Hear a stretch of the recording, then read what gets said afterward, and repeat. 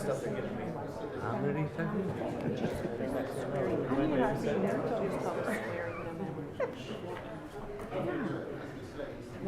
But you know what I should do? I should go down to their house and see if you can. Okay, I'd like to welcome you all to the St. Charles County Council regular meeting and we will start off today with a invocation by Pastor Sarah Clark of First Assembly Church in St. Peter's, followed by the Pledge of Allegiance led by Councilman Mike Elam. Please stand. Let's bow our heads for a moment. Father, we thank you for the opportunity to be here in this house tonight. And as decisions are made that influence the residents and visitors of St. Charles County, Lord, we just pray that your wisdom reigns supreme in this place. That in every single moment we look to you for direction and guidance. And as we go into this next season, that Lord, you continue to grant wisdom in mighty and powerful ways. And Lord, that you may grant rest and blessings upon your people as we go into the holidays and into the new year. Lord, may we just continue to see your presence in all that we do and in every moment. In Jesus' holy and precious name, amen. Amen. I pledge allegiance to the flag of the United States of America and to the republic for which it stands, one nation, under God, indivisible, with liberty and justice for all. Right. I think we need a motion to come out of closed session. Is that correct? So moved. Okay, do I have a second? Second. Okay, all those in favor say aye. Aye. Okay, opposed? Okay, please call the roll for our... Councilman Swanson. Here, ma'am. Councilman Brazel.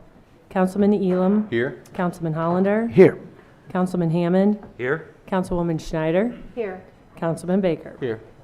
Okay.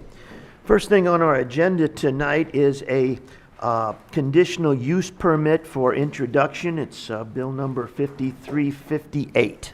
Bill number 5358, requested by Michael Hurlbert, sponsored by Tim Baker.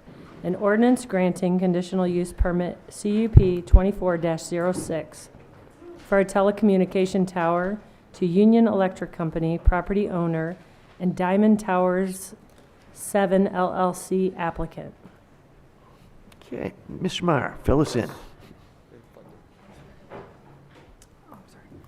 Do you solemnly swear that you will tell the truth, the whole truth, and nothing but the truth, so help you God? I do. Hi, my name is Robert Myers. I'm the Planning and Zoning Division Director for St. Charles County. I'm here to brief you on this application for a conditional use permit for telecommunications tower. Actually, there's two items on your agenda that are related. One, later on, there's a proposed rezoning application from residential to neighborhood commercial. The location is at the intersection of Towers Road and Dingledine Road. And the second item on tonight's agenda is the introduction of a conditional use permit and the public hearing for that conditional use permit for the telecommunications tower. So in the proposed C1 neighborhood commercial zoning district, telecommunication towers are allowed by right at 85 feet in height, and when they meet setbacks from property lines of at least the height of the tower. However, the telecommunications ordinance has a provision that with a conditional use permit, you could go taller than 85 feet or have reduced setbacks. And in this case, the applicant is proposing instead of 85 feet, 135 feet, and instead of a 135-foot setback from the south property line, they're proposing a 35-foot setback. Briefly, on this property right now, there's an electrical substation. It's owned and operated by Ameren. And the proposed location of this tower is back behind that electrical substation, more closer to the southern property line. In fact, the location is about 18 feet lower in grade than Towers Road. So the base of the tower is going to be a fair amount lower in grade than Towers Road. The conditional use permit criteria, I'm not going to reiterate everything that's in your packet that's provided in writing, but I wanted to emphasize that the CUP criteria are would establishing, maintaining, or operating the conditional use be detrimental to or endanger public health, safety, or the general welfare? Would the conditional use injure the use and enjoyment of other property in the immediate vicinity for the purposes already permitted? Would the conditional use injure the aesthetic and or scenic value of the vicinity? Would the conditional use substantially diminish or impair property values within the neighborhood?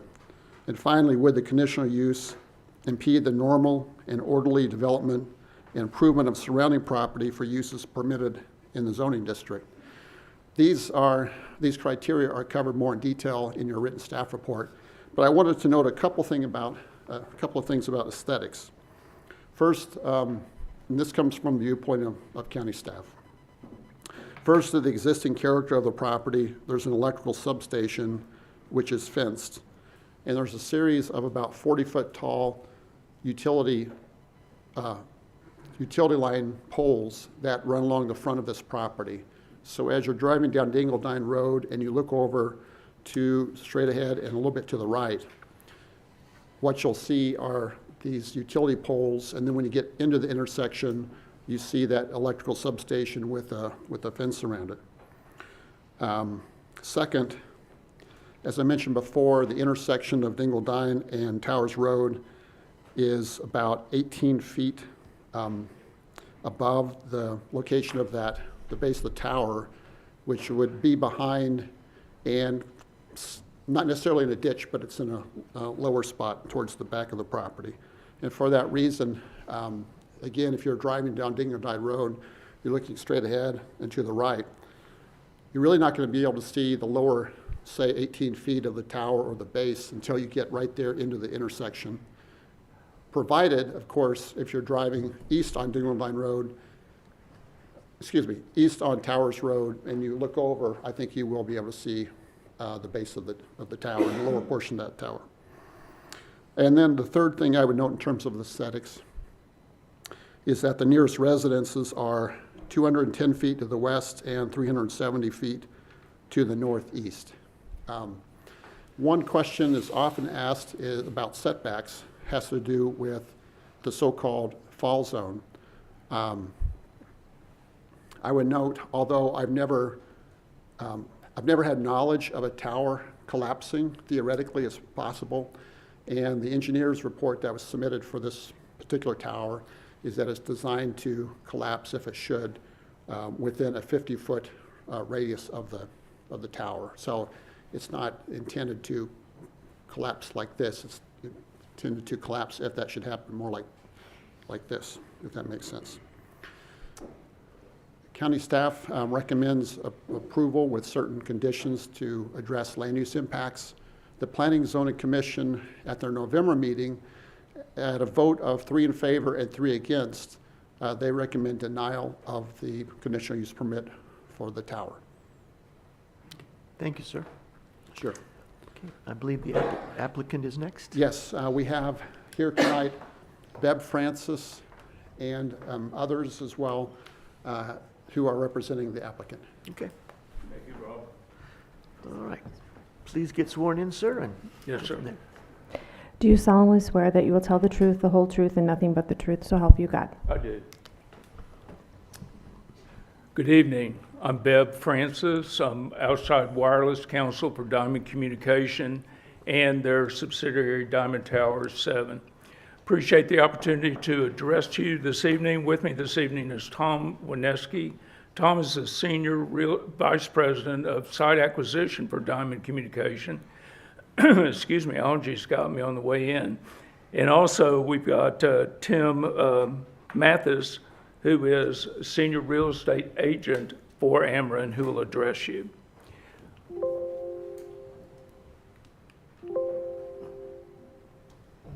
Let's see, this should advance. what's that? There we go.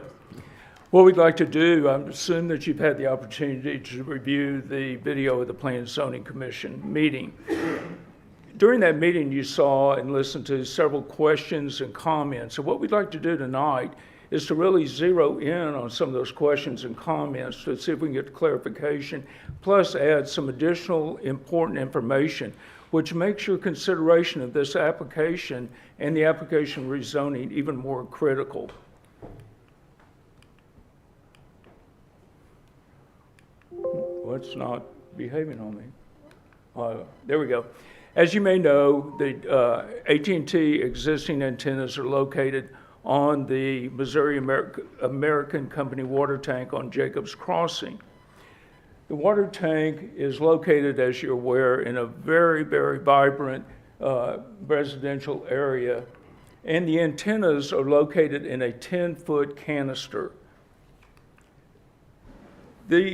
What we'll be sharing with you tonight is some very startling news. The antennas that were originally installed in 2001 in the canisters must be removed in 7 months.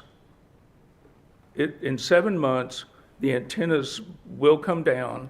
That's a condition by the water company, and it's certain that they will come down, resulting in a significant gap in service to an area that is surrounding and has been served by voice and data service by AT&T E911 service, which many of your neighbors and residents live in. In addition, because over the years AT&T and American Water have not been able to reach an agreement on the terms of requiring a termination, they haven't been able to upgrade their equipment. But critically for tonight, in July of 2025, 7 months, the antennas are coming down with or without another tower. As you're aware, after the September 25th decision by the county, a federal lawsuit was filed by AT&T. That lawsuit is continuing to go on. I wanted to discuss with you a memorandum that was filed by the county's attorney and the AT&T staff. This was a motion to stay the action, and in the motion, both the county attorneys and the AT&T attorneys state that a third-party developer, Diamond, is pursuing development of a telecommunication facility on which plaintiff, which is AT&T, may be able to incorporate its wireless equipment. Both parties, as the county and AT&T, recognize that if the alternative property attains the necessary approvals, which were before you this evening, the claims at issue in this matter may be mooted, which means the lawsuit will be over. The reason I wanted to highlight this, during the P&Z meeting, there was some discussion and question, well, if we approve the Diamond application, are we going to have 2 towers? The answer is no. You'll have the Diamond Tower on the Ameren site. And as a result, both parties, your counsel and the AT&T attorneys, have agreed that the pending lawsuit would be terminated and mooted. Now, I'd like to run through very quickly with you your telecommunication wireless section ordinance requirements. As you know, telecommunication towers are only authorized in your commercial zones, well, in your agricultural district, CO, C1, C2, I1, I2. Specifically, all residential zones, towers are prohibited, all, which means that in your situation, in your county, a significant, and that's probably too light a word, of your property, as you know, in unincorporated St. Charles County, is residentially zoned. I tried to count as many as possible on your land use CAD map, how many red dots, red properties, those are the C and the commercial, are in existence. And it's probably right at 50, maybe 55, out of the entire area covered in the unincorporated portion. So the net effect of this is, by saying that telecommunication towers can only be placed in commercial districts without the need for a rezoning, effectively prohibits the ability to come in and deploy the needed technology to provide voice and data services to you and your neighbors and your constituents. So this is a critical piece that we're looking at, and this is why we're here tonight. In a little bit, we'll be talking about there were some alternative sites raised and suggested by the Planning and Zoning Commission. Every site, because of your code, requires whoever would go before you for a telecommunication tower to request a change in zoning. And again, the net effect of that is to prohibit the deployment of needed wireless communications. So I'm going to ask Tom Wineski to come up and address with you AT&T's search ring that they require now that they know that the antennas are coming off. They will come off in 7 months.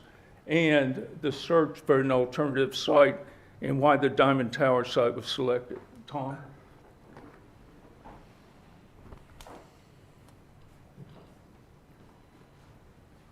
Do you solemnly swear that you will tell the truth, the whole truth, and nothing but the truth, so help you God? Yes, I do.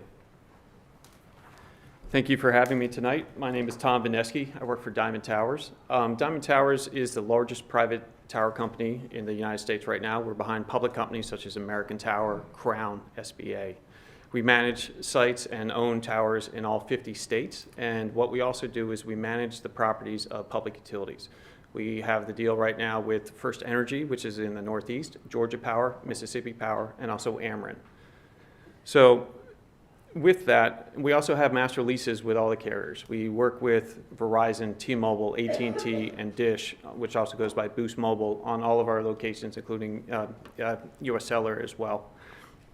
So this site came about after we had signed our deal with Ameren, and we began to market and build and develop on Ameren sites. And AT&T had come to us and after they had lost the previous location on the Kennel property and asked us to see if it was possible to use the Ameren substation. So one thing that was brought up at the Planning and Zoning Commission was, are there other alternatives to the substation property? And during that period of time, we were asked to look at the elementary school, which is half a mile to the north of the site. Just to orient you as well, the center of the site is on the water tank with a ring around it is a 1/4 mile. The original search location is a 1/4 mile from that existing tower because the idea is that site has been in existence for 23 years. It's part of a network of other sites. So you have to match the coverage for that site as much as possible. You can't move too far because now you leave a hole where that site was. So the original location, the original search ring was a 1/4 mile from that tank. Part of the other issue here is that tank is on probably one of the highest elevations on Towers Road. As you come from the west heading east, it rises up to the tank. The tank is on that high point location, and everything else kind of rolls down, including through the neighborhoods to the north of the site towards the school, which again is half mile away. We were also asked to look at the fire station, which is further west on Towers Road. That is at a low point by Keyser Road. So that from there up to the tank, you're talking over 150 feet in elevation difference between those two. And then we're also asked to look at the park to see if there was any location within the park that would also serve back to this area. Could we use public property to try and push a signal back towards the coverage area, which as you can see is a very dense residential area. So as you can note on this, the park is 1.27 miles away, the fire station is 0.92 miles away, but this is also rolling terrain as you move through that area. So we did look at then ultimately the substation, which is 0.38 miles away, does, as you'll see through the coverage maps we're going to show you later, does provide very similar coverage, but it has to be a taller height. And it has to be that height to make up for the ground difference elevation to the water tank. And that's, you'll see that through the coverage maps I'm going to get to. And I realize there's a lot of material, so I'm going to try and go through it. One of the other reasons why there is a need to expand the site is the new subdivision at Lakeview Farms. There's over 200 new homes in that subdivision area, which was not there when the tank was built. In fact, it wasn't there 5 years ago. It's there now. And that is putting demand on the system, and you're going to, again, see that through the coverage maps, but it's also the surrounding residential areas as well. This area has grown over time, it's expanded over time, and all the existing areas around it have filled in with residential property. as part of the ordinance asked us to look at was a 2-mile radius map of what other existing structures are there. And from this map, we looked at the radius of 2 miles. You'll see the site in the middle is located on the substation property. The red dot to the left is the fire station. That was originally an idea by St. Charles Tower. They were going to look at that area, but once they saw the ground elevation was that low, and also the zone would have to be changed. Each one of those properties that we showed you, including the park, the school, are all zone residential. They would also need a zone change, just as we're talking about tonight. With that, the existing towers that are there are actually ones that AT&T is on, and you'll see that through the coverage maps. The red dots to the east, the sites to the north, AT&T is on those sites. They're already there on the existing structures, and there are no other structures within 2-mile radius that they can locate on. So a new tower would be needed to fill that gap in coverage. The site itself, just want to go through it very briefly as well. I know you have it in there. It is a 35 by 50 foot fenced compound. This is at the substation property. This is across from Dingledine Road is up to your right on the north. From Towers Road, there's an existing access drive that gets to the substation. It's fenced with slats in the fencing. We would use that existing driveway cut. There would be no additional driveway. We would run down to the rear of the property location. They would be cat-a-corner to the existing substation. There would be a turn area there as well. This site, the gravel road would be 12 foot wide. And the distances that are shown here is this site itself is 166 feet from each property line, except for the rear. And the rear, it was mentioned 35, it's actually 53 feet from the rear property line. And the reason why, instead of placing it further up, is to allow for future expansion of the substation. You're going to hear testimony from Tim Mathis from Ameren about potential expansion of that substation in the future, and they need that area, mainly because there's an existing mature tree line running through the property, but between that mature tree line and the road, there's a swale. It's running with water right now. This property actually rolls. There's tree lines to the right. There's mature trees to the south. To the left of this property is property owned by Mr. Stephen Fenton, who was one of the objectors at the Planning and Zoning Commission. We did try to talk to him over the last week. We called him 3 times and left voicemails. We did not hear back from Mr. Fenton. We're trying to just understand what his concerns were, if there was anything that we could do on the property to address any of those concerns. Just want to show you the elevation. It will be a galvanized steel pole. It's 135 feet. It has a 4-foot lightning rod. AT&T would be the first tenant on it. We do allow for co-location. We expect other people on that tank are going to have the same issues that AT&T has, so it allows for future expansion onto the tower if needed. The site itself produces no noise, no odor, no vibration. The technician only comes out about every 6 to 8 weeks after construction. They use an SUV type vehicle. They're in and out in a short period of time to maintain the equipment. We're responsible for maintaining our compound. Ameren maintains the rest of the property. So I'm going to before I turn it over to Mr. Mathis, we do have an engineering letter that talked about the fall radius. This is where it's the same technology in highway lights, stadium lights. The idea is that if there is any catastrophic wind or anything like that, the pole will bend instead of break. It bends like a straw and falls within that 50-foot radius. That means, and it's certified by our engineer, the tower would never cross the property line if there was any catastrophic failure, potential catastrophic failure. So I'm going to turn this over briefly to Tim Mathis from Ameren, and he is the senior real estate agent from Ameren. Can you tell me how large a parcel that is? 1.92 acres. Okay.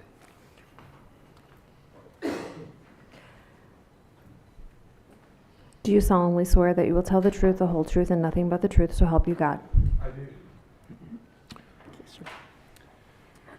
Yeah, so I'm Tim Mathis. I'm a senior real estate agent at Ameren. My role, I've been there for 7 years, And my role right now, and for the last couple of years, has been for Ameren to facilitate the use of its property by communications carriers, particularly wireless communication carriers, when it does not interfere with our own plans and our own operations.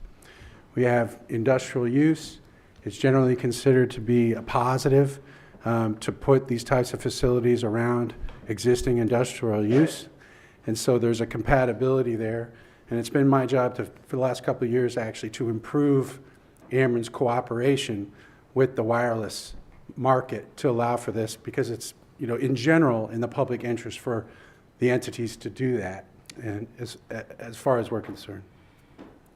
When you get down to specifics for this site, part of my role, as I said, is to ensure that the lease that I'm responsible for with a wireless carrier or with a build-to-suit contractor such as Diamond does not interfere with Ameren's current or future plans. Now, I'm not able to discuss the details of future plans or even existing critical infrastructure, but what I can tell you is that I was a part of leading internally a group of people to determine that this location for this proposed tower would not interfere with Ameren's future plans for potential expansion, if that's necessary. And it's not confidential information that this is an area of high demand that is growing, that you can see is likely to need additional service. So we actually went through great pains looking at the potential future expansion of this site internally when that location was chosen on the property. Any questions or? Yes, sir. Okay, I believe so. thank you. Conclude the rest of my presentation. These are photo simulations that we did with the site, again, on Towers Road. Site picture number 1 is from the east on Towers Road, looking back towards the site. Picture 2 is looking west, from the west to the east. Picture 3 is on Dinkeldine, looking south. And as you'll notice with each of these, this is the tower in the background. You can see it towards the middle. Right along Towers Road, there are the power lines running through with the wood poles coming from the Ameren substation. So there's a number of vertical elements through here. And this would be the view number 1. This is view number 2, looking, again, down towards the road from the west. This is from west of the site looking east. This is looking south of the site from Dinkeldine towards the tower itself. This is the propagation map. So this is the water tank as well as the substation. This is showing you the terrain of the area. Again, as I discussed, the water tank is on the high point. Everything starts rolling off from there, both in all directions from the tank itself past the substation. This is the existing coverage footprint from the water tank. So it's getting residential area to the north, including the new subdivision. It's picking up a lot of the residential area around. It's covering down Towers Road. This is what exists there today. This is what will be there in July. This is when AT&T loses its site. They will no longer have coverage along Towers Road. You're starting to get bad coverage throughout the neighborhoods, and you basically have no coverage to the south of the site, nor are you hitting the golf course community further to the west of the site. If the Ameren site was approved at 135 feet, you would improve the coverage to back where it was before the loss of the water tank. Just to go back and forth between them, it's the same coverage, basically shifted slightly to the west due to where the tank is located. And from there, you can see it covers all the residential area, picks up all the different areas, including to the south. There's definitely a gap to the southeast that would have to be filled by something else in the future if there is demand there. And then you can see towards the top of the site, that's picking up the coverage from the existing sites that were mentioned earlier. If the site was approved at 85 feet, which is under the code, you do lose coverage. You lose coverage in moving both to the east as well as to the west and up towards the park area as well. The reason why you're losing a lot of this is because again, the area is rolling. As I mentioned during the Planning and Zoning Commission, what you're doing is you're hitting the tops of the hills through the area. So you are picking up the coverage along the golf course area as well as up to the park. But this is still substantially better coverage, and it does get rid of the need to have additional sites anywhere else in any other residential area.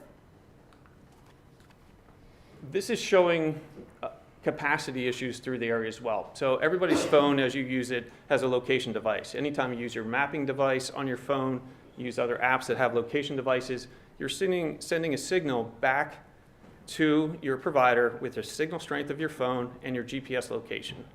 That is then crowdsourced into data for carriers to show what their coverage is in any given area. This is for AT&T, and it can be done through any carriers. This is, again, open source technology. And what it shows is that right now the green is good coverage. This is coming from the tank, not the proposed site.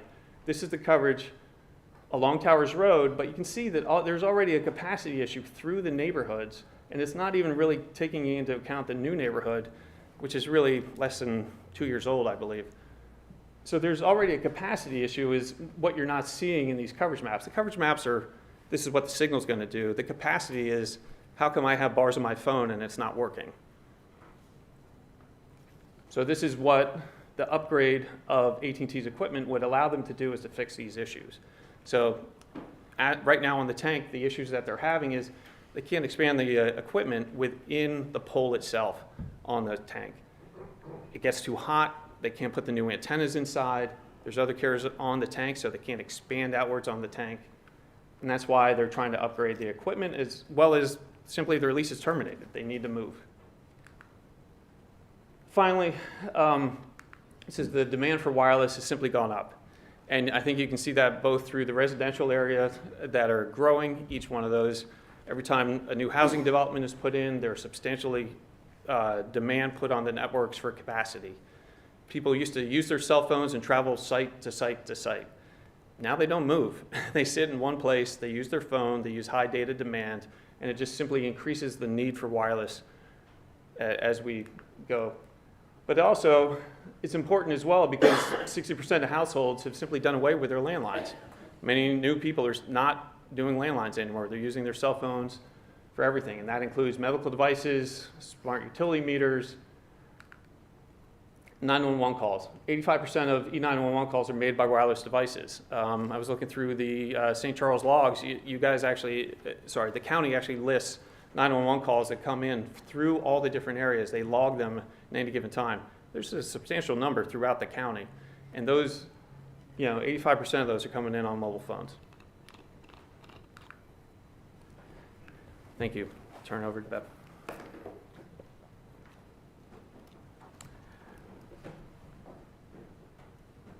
So, first again, thanks for allowing us the opportunity to appear before you tonight with an extended view, because we believe this has now taken on a critical situation with the termination of the antennas, and as Tom showed, the impact on your residents, your neighbors. Wanted to close by just briefly point out a couple issues that I'm sure you've taken into consideration through the work with your counselor's office. The Telecommunications Act and the FCC 2018 order. First of all, as you know, and has been advised, I'm sure, by the counselor, that in making your decision, you cannot take into effect the effects, if any, of radio frequency emissions. Even though that is not part of your consideration, we always like to at least discuss it and put it out before the public, just so that they have the self-assurance that what the World Health Organization has analyzed, and that they have come to the conclusion that there is no convincing scientific evidence that weak RF signals from base stations, that's the tower stations, and wireless networks cause adverse health effects. Additionally, the American Cancer Society and the USDA have done extensive studies and have concluded that no increased health risk is due to radio frequency energy.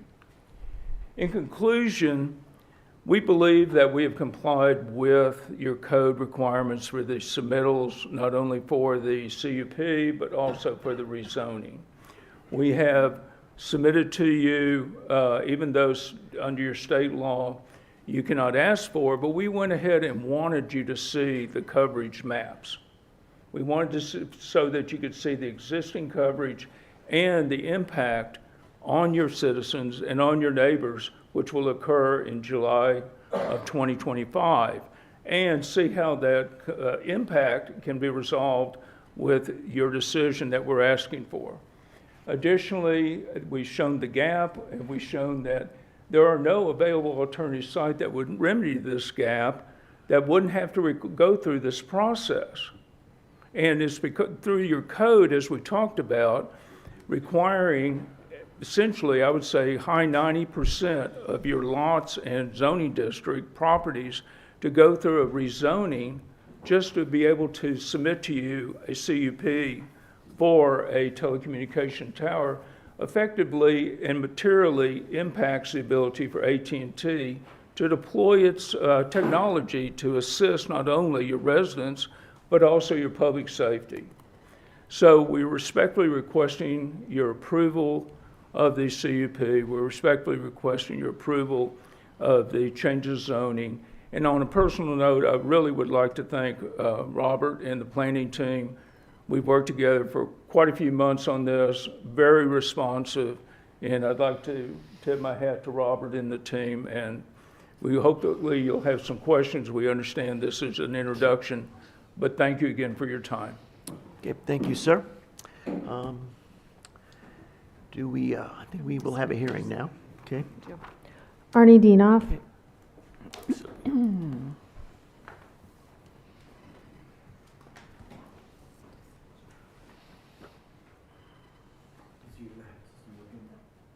should be.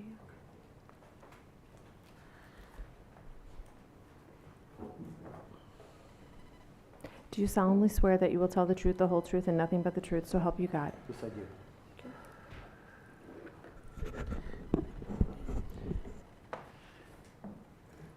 There it goes. Does anybody? Yeah, you got it. Yeah. Am I allowed to zoom? I guess. Is that?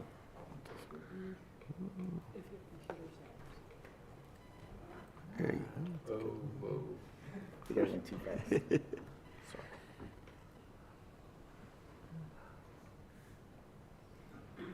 There you go.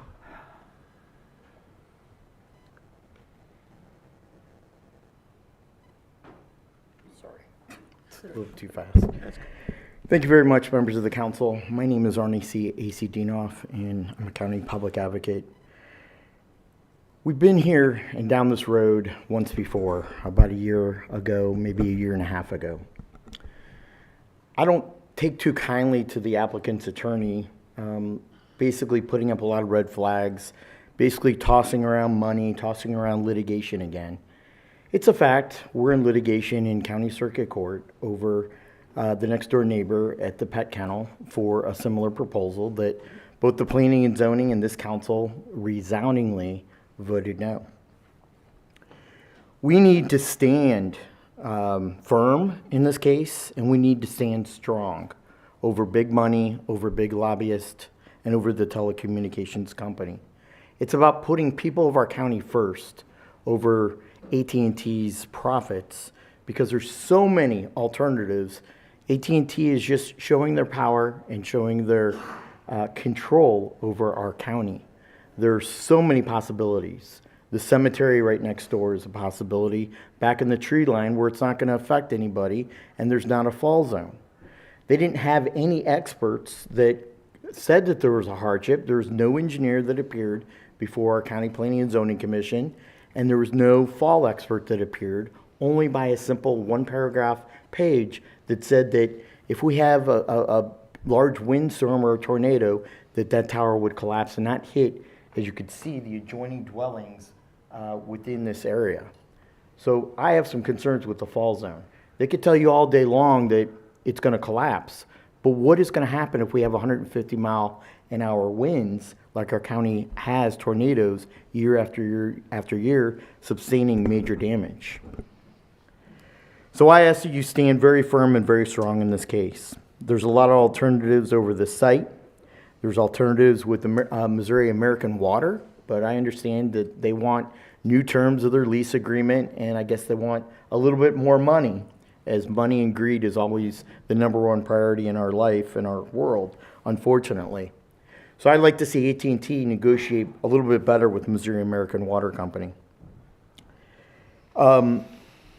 Because the planning and zoning tied 3-3, our county code and our county home rule charter also triggers that it would be a supermajority of the county council, which would make, it would have to be 5 yes votes to pass both the CUP, conditional use permit, and the extension or variance of the setback requirement, and from 85 foot to 135 feet. So I want to make sure that everybody knows that, and that's in my public testimony.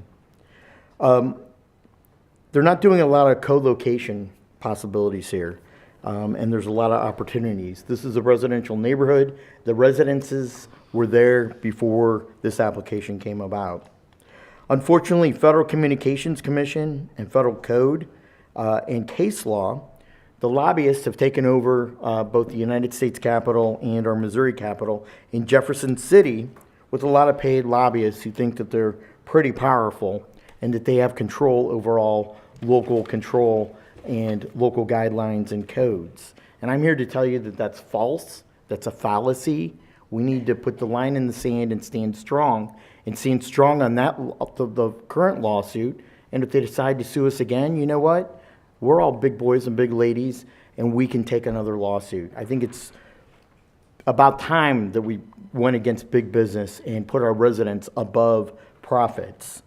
Chapter 89 of the Revised State Statutes of Missouri clearly state before the planning and zoning for any variance of the application that they have to demonstrate some type of hardship. And with the conditional use permit and our code, the need for variances, and they failed to do that on many fronts. The attorney that appeared before the county council, if any of you saw the video and the testimony, he wasn't at that meeting. It was just one person from AT&T, and they thought that it was going to be a slam dunk process, and then you guys were going to roll over and pass this without any opposition, and that's clearly not the fact here.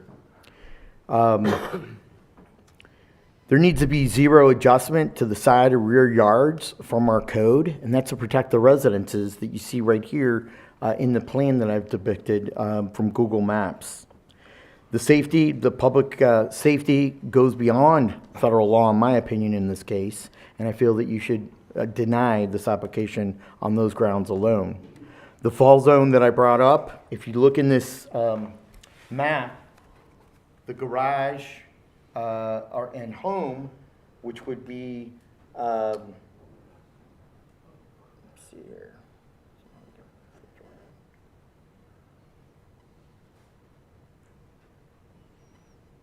The garage and the home right here, and the other adjoining neighborhood, which would be next door to Towers Road, which would be the Emma Estes Trust. It's owned by the Estes Trust.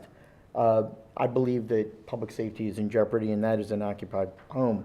There are two homes on Winneman Place Drive at number 10 Winneman Place and number 12, which would be within the fall zone. And when you have 150 mile per hour winds, it's not going to break like they say it's going to be. And I don't see any engineer that's going to back that up that is testified here tonight.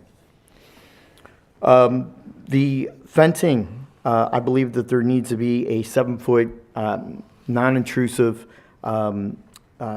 non-see-through fence, and that is under local control and local guidance, along with landscaping.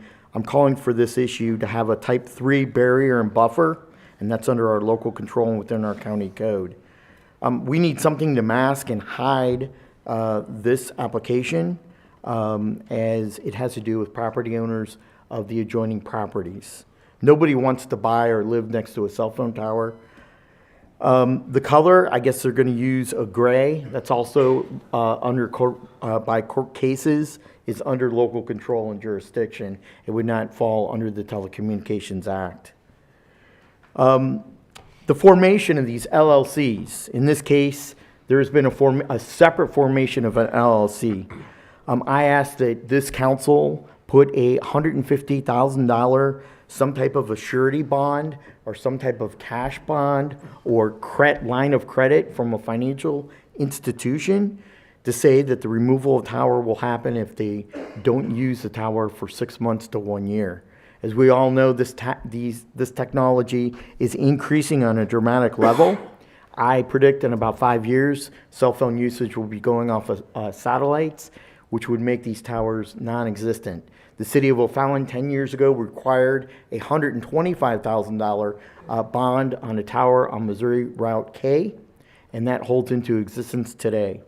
Most of these LLCs, if you do the investigation and background on them, they have little to no capital, they have no money and no assets, and therefore, if they go belly up and file bankruptcy or go out of business, we're stuck with the eyesore, we're stuck with the problem. It's going to deteriorate, it'll be a problem and a plague for children in the neighborhood and for the greater public safety.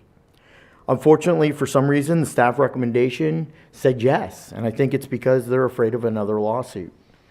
You turned this down last year. I ask again that you turn down this year. I'm going on record as being opposed because I feel that the applicant has not produced or presented a valid hardship in this case for the variances, and that there needs to be a conditional use permit for this property on Towers Road. And they also have not certified certificates or bona fide engineering study, which is required by both federal and state of Missouri state statute to demonstrate need over desire or a want. I ask that you limit the height to 85 feet if you do pass this approval of this application, and they don't deserve a variance. I ask that you instill and require them to have both setbacks to comply with our county code, both on the side and the rear. As I said before, we need to draw the line in the sand in this instance once again this year. There are other opportunities for AT&T and other venue opportunities out there. They just don't want to pay the money that's being requested through a lease agreement. Ameren UE, AT&T have an obligation to our community. I ask that you defeat this application. And once again, do not be afraid of litigation or a high-priced attorney over the safety and the value of our residents. That comes number one as a priority as you running for public office. And I ask that you resoundingly defeat this application. This is not the place. This is not the place for our CUP. And I ask that you deny this application at the, it's going to be the January meeting, I believe? Yes, be January. Thank you, Mr. Chairman. Thank If you. there's any questions, I'll be more than happy to entertain those. One more? We have one more. One more. Steve Fenter.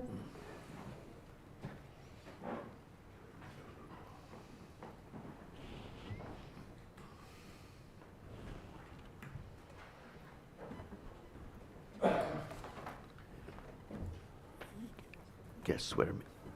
Lord. Do you solemnly swear that you will tell the truth, the whole truth, and nothing but the truth, so help you God? I do. Okay. Sir. Hi, my name's Steve Fenton. First off, I know they said they tried to call me. I don't know. I did not receive a phone call. Perhaps you should talk to AT&T. They own all my phones. They should know where I'm at.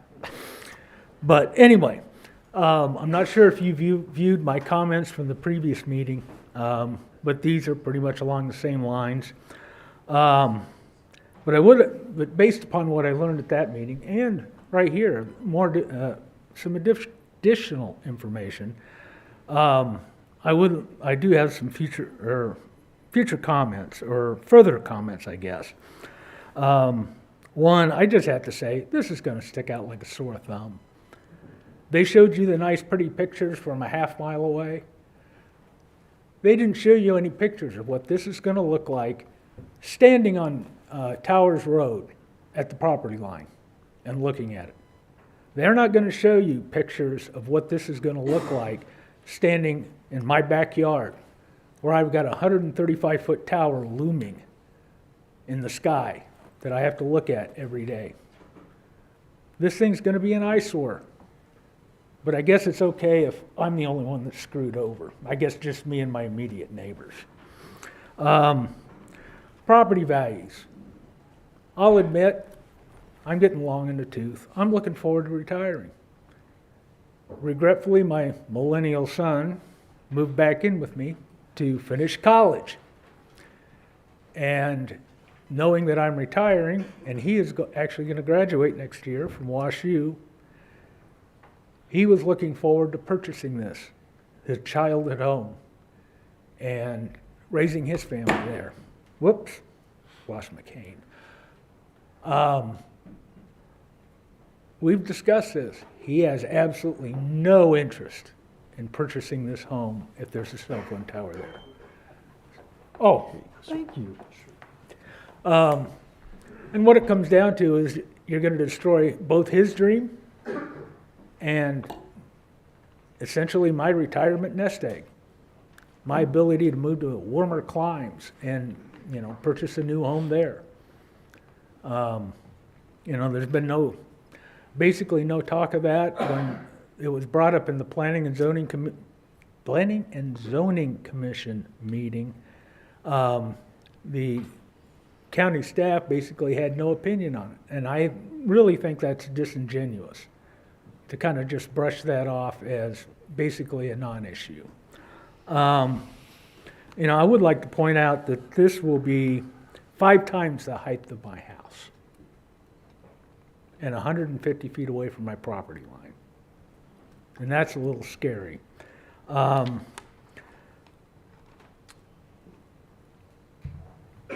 just going through this. Most of this has kind of been answered tonight with questions that I had. But one other thing they don't talk about is, or has been kind of touched upon, technology improvements. They're already talking about rolling out 6G technology. It will have 10 times the capacity of 5G.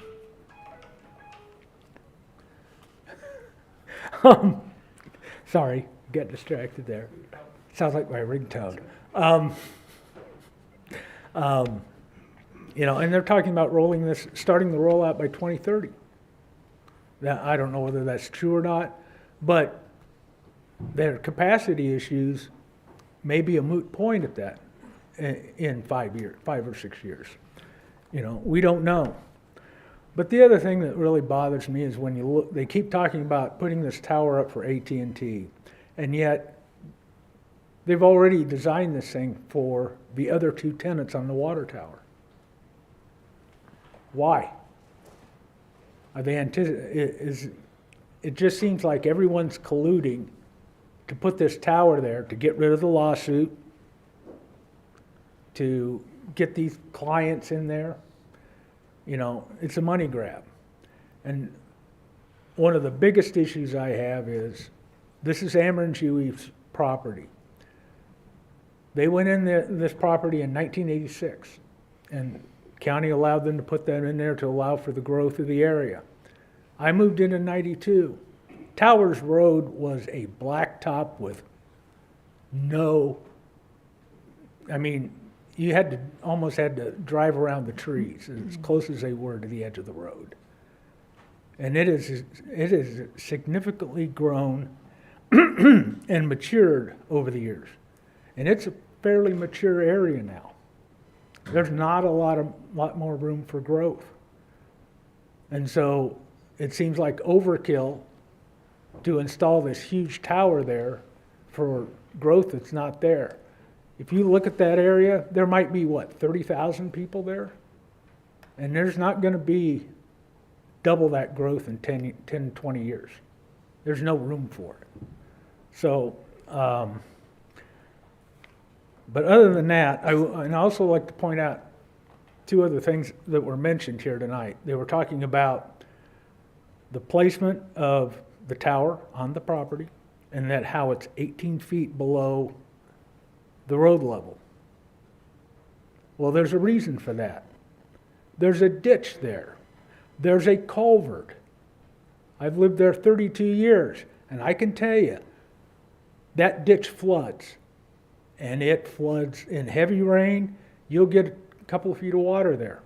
I've seen it where it's actually come close to the Ameren UE, that fence there. They talk about how they're going to design the tower. They haven't talked about how they're going to design that base, because if they think they're just going to sink a piece of concrete into the ground and ignore the water that's going to flow through there, they're going to have problems. And that's where that tower will most likely fail. Now, we talk about high winds and weather. Now, I can tell you we've had 4 incidents over 32 years where that wind has gone above 90 miles an hour. We got hit by a tornado in 2013. Actually, I have a couple pictures that I took. I'm not sure I can I get this up here? Yeah, if you stick it there, it'll. And not sure how well you can see that. This is actually taken, these 2 pictures were taken standing. You'll see the 4 towers, or 4 poles right there. That is right there where Ameren UE site is, looking east down Towers Road. What you can't see, well, you can kind of see, you can see one telephone pole kind of leaning over. What you can't see is the other 5 that broke off at the base and are now laying in the middle of Towers Road. That entire neighborhood was hit hard. So to say that we don't get weather, we get it. Anecdotally, I'll tell you right now, if you see a storm front coming and they say there's a circulation, and if it goes anywhere near the Weldon Springs radar site, it's going to curve right up and come right down here. You can just almost bet it. It follows the river. And I've seen it a million times. Sometimes it hits us directly, sometimes it skirts around us, but it's there. So anyway. Thank you. Appreciate it, sir. Okay. Well, thank you very much for your time. All right, we will now open this up to council members to question either our planning and zoning or the applicant. Does anyone here have any questions? Mr. Hammond? Why are they asking for C1 instead of CO? Robert?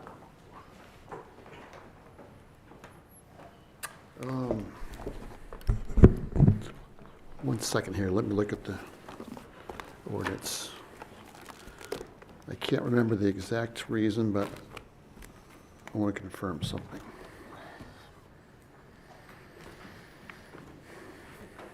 There we go. Okay, in the CO and C1 district, yeah, it's the same. It could be 85 feet in height by right in either the CO office district or the C1 neighborhood commercial district. It might be because of I believe a utility substation is allowed by right in the C1 district. I'd have to confirm that, but that's my recollection. Well, the substation's already there, Right, yeah. so they could actually still put their tower up with CO, correct? That's right. Yeah, there could be a tower by right up to 85 feet in height if you have 2 carriers in the CO commercial office district. Yeah. And to the point about residential zoning districts, antennas, telecommunication antennas actually are allowed in all zoning districts, including residential districts, as long as they're attached to an existing structure. So for instance, if you had a church steeple, conceivably you could have one attached to it or inside of a church steeple. All the question is, are there enough church steeples to go around and in the right places for this sort of thing? Okay, anyone else have any other questions? Question for the applicant. Sure.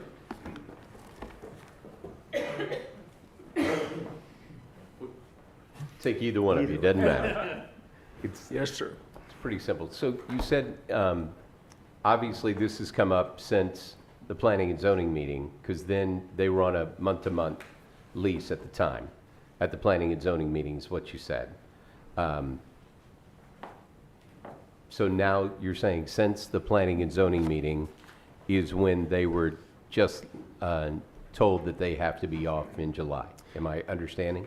So they are currently on a month-to-month lease. We were told that by AT&T. And then after the Planning and Zoning Commission, we went back and asked, where do you stand? What is the actual terms that are causing issues? And that is when they said, actually, our lease has been terminated. So they have known that. We just personally found that out. That's why we wanted to raise that. Gotcha. And just the issue is termination rights. So with American Water, they want the right to be able to get AT&T off the tank within a short period of time, within 30 days. You can't simply build a site and increase the site if you don't know if you're going to be there 30 days from now. It's not a money question, it's a termination issue.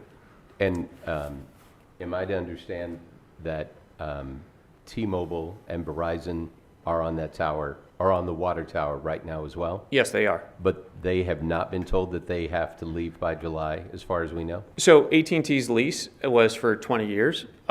That expired. That's why they're on the month-to-month. I don't know the terms of Verizon and T-Mobile when their leases expire, but it's expected that when they expire, they may run into these same issues of basically the water company trying to determine the use of their tank and be able to get people off when they wanted. When they signed it over 20 years ago, it wasn't such a big deal. Now they want the rights to use their tanks when and if they desire to fix them, upgrade them, do whatever. So we expect as those leases start to roll over, that's when you're going to start seeing issues. Okay. And the tower itself would be owned by your company? By Diamond, yes. Okay, so Diamond would build it? Yes. So I was going to go back, but I can look at your presentation online. We can. Go back real quick for you. I was just curious about the current view of the current coverage of where you have on the water tower and the difference between that and the 85-foot. Because what we're really talking about with the conditional use, if I'm correct, is just the difference in going from 85 to 135. Is that Correct. correct? Yes. And AT&T's contention is they won't have the coverage that they need at 85 feet, even though it looks from your map, it's similar. It's similar. They're trying to prevent the need for an additional site to the west or anywhere else in that area. That because it rolls basically down at the fire station and then back up towards the country club. Right. They're trying to prevent another site in that area. So if they can do it with one site rather than multiple sites, that's what they're trying to achieve with the higher height. And it's also a lower ground elevation than the current existing water tank. The water tank is on top of the hill and then it starts dropping down. This gives you the same height due to the difference in ground elevation. And thanks to the guys in the back for being Johnny on the spot. So appreciate that.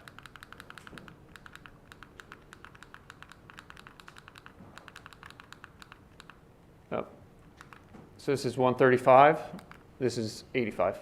And if you go back to what you currently have, so that's your current. That's correct. Will you go to 85 one more time? Okay, so it's pretty similar at 85. Yes, you still have the gap along, I believe that's Fisker, over to the left there. Sure. And that's what they were trying to patch. So one final question, then I'll shut up and let somebody else ask.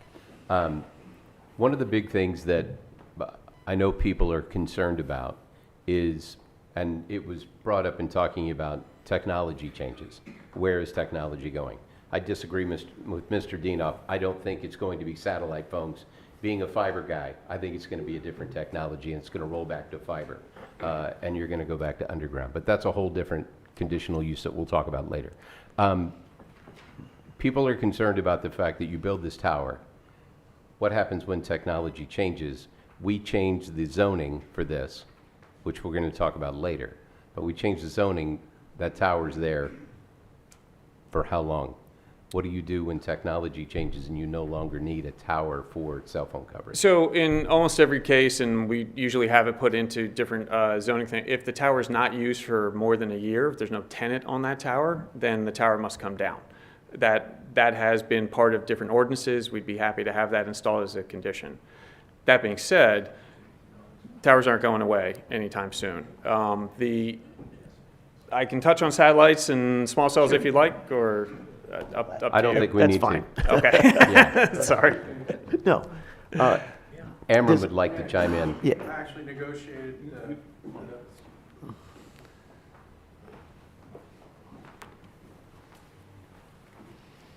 Thank you. Ammon shares that concern because it's on our property. I bet. They can't abandon it and leave it up. They would have to decommission it, and it's in the agreement. It's in the Amber agreement. It's in the release with us. Okay. All right, any other questions by anyone else on the council? Thank you. Thank you. Thank you, sir. Appreciate your presentation. Thank you. All right, we move on now to a public hearing on the 2025 budget for St. Charles County government. Arnie Dienoff.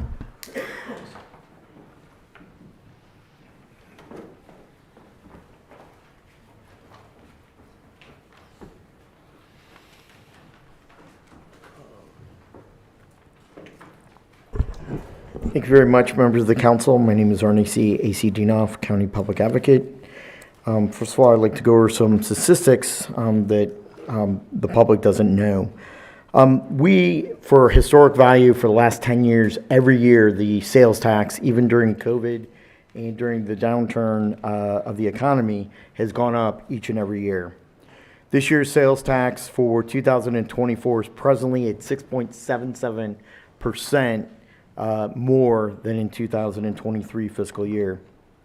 The general fund totals $37.5 million, $3.3 million more than estimated.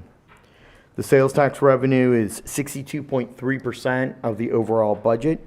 The half-cent sales tax for transportation brings in a good hunk of money, which I'll get into at the next page. And then we also have a capital improvement sales tax. We also have a sales tax of 1/10 that goes to parks, and I'm not sure the percentage of sales tax that goes to our radio communications tower, but it's a percent of 1 cent. Our population is growing by leaps and bounds, especially in the Missouri Highway N corridor. We have, with our residential permits, anywhere from 40 to 70 residents every week moving into, every week moving into St. Charles County with the building and the housing boom.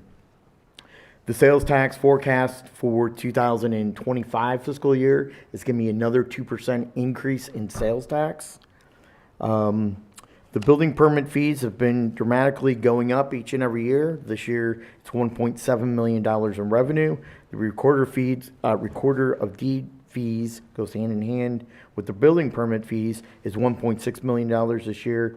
Estimated property tax revenues are $24.1 million. The road and bridge tax on personal and real estate tax is $25.2 million.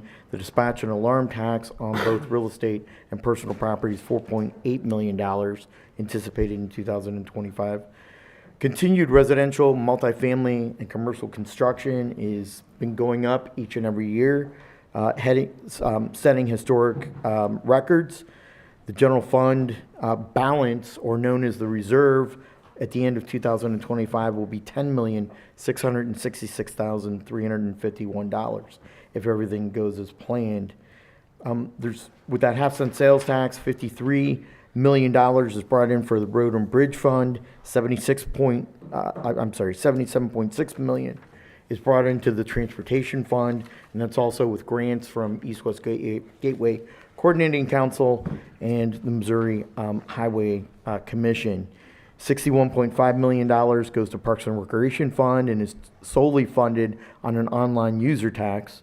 $61.5 million goes to Parks and Recreation Fund, funded by a user tax. $45.7 million is funded by that half-cent capital improvement project fund. Looks like in the budget, you're going to give a 3% pay raise to our employees, although inflation was about 8% this year. So it's kind of a slap in the face to our employees, in my opinion.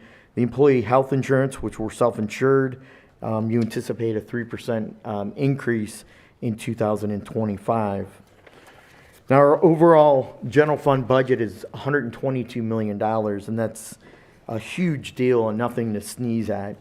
I'm not sure enough debate and discussion went into it by the council. Sales taxes are at all-time record-breaking highs. Our permit fees go up each and every year. Our employees are the core assets of our county government, and I feel like you're not making them a priority sometimes. I ask that you strip out salary increases for any elected office holders including the council, where your salary is starting to get out of control, especially when you receive full medical benefits, life insurance, dental, eye care, cell phone, office staff, laptop, iPad, mileage, plus you get a expense account, plus you get loggers for pension. I think it's getting way out of control for community service. I asked that you drop the idea of Councilman Brazel's ridiculous expenditure of a mounted patrol and taking 2 officers from either school resource or from patrol, along with 4 horses, or an additional 4 officers, which I think the initial plan is for 2. We are understaffed as it is. We have currently 7 vacancies in our police department. The police command staff is against this proposal. The cost is triple what Mr. Brazel says, just to get our horse-mounted patrol started. The time and commitment from those officers is off the charts. The other time that needs to be put into taking care of the horses, health issues with the horses, taking them to the vet, the traveling is going to be at least 50% instead of being out on patrol in the parks or out in patrol in neighborhoods or subdivisions. Training that takes place, grooming, space concerns at the equestrian center. The parks director told you he has no space for the horses, so you'd have to build a barn and buy acreage somewhere else. The benefits just aren't there. It's a wasted patrol time. We don't have large gathering spots like in downtown St. Charles. There's no other place in St. Charles County which would dictate and benefit a mounted patrol where there's large crowds. I don't This is the only want to place in our interrupt you, county. but that's we haven't put that in the budget, what you're talking about. Nobody's brought it up at every meeting thus far, and he's not here But to it's not in defend this, himself. it Yeah. is not in this present budget. So it's off the table is what you're saying? That's, Okay. at this point, Cool. And I guess he's not here to make a amendment, right? no. I don't Okay. think so.